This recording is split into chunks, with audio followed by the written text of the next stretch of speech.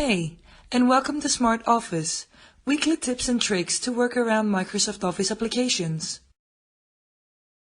Today, I will show you something that has to do with Microsoft Word.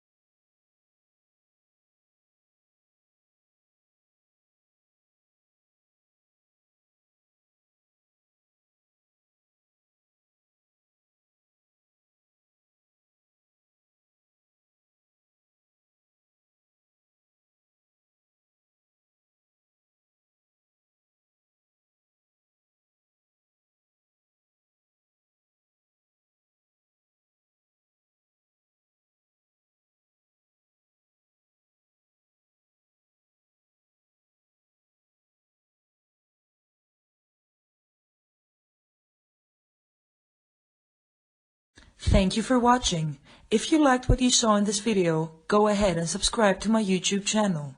If you have any questions or suggestions, head down to the comment section and let me know.